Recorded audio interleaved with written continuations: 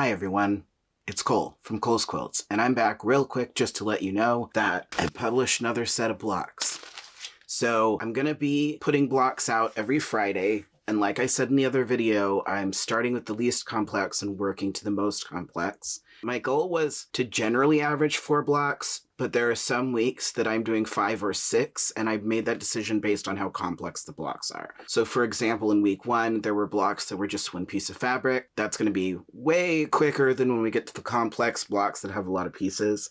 So I tried to consider that. Mostly I'm just on here to let you know there are more blocks out. I also wanted to give you a tip that if you've seen my videos, I may have said this before, but when you're doing foundation paper piecing, so for this piece, the fact that when we sew it here and then flip it, I'm not gonna say I don't recommend this, but I do not measure out and cut pieces the exact size of this.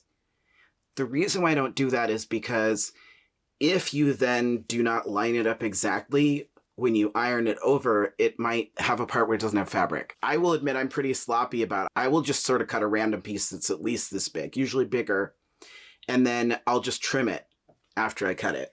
This can use up more fabric, but what I do is I keep all of my scraps. So anytime I'm trimming my blocks, I always have a Ziploc bag for whatever project I'm working on.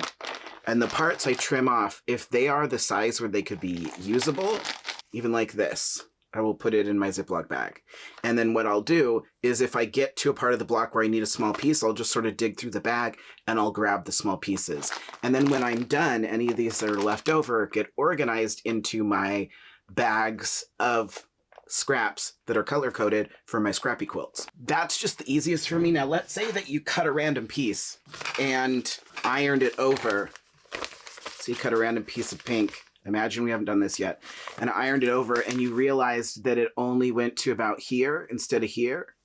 Many people would think, oh, well, I got to pull it out and cut a new piece and start over. I usually don't. I just get another piece of pink, line it up with edge, sew it, fold it over, and then there's just an extra seam. I really don't think that most people look closely at where the seams are or know where they were supposed to be in the first place. So I just feel like that makes it pretty easy. So that's my tip for the day. I'm going to try to post blocks every Friday. I may not have a video every Friday, but I'm going to post blocks every Friday. And anytime there's something on the blocks that is new or different, I will post a video and I will explain what is different about it. I hope you guys will have fun starting this. Happy quilting.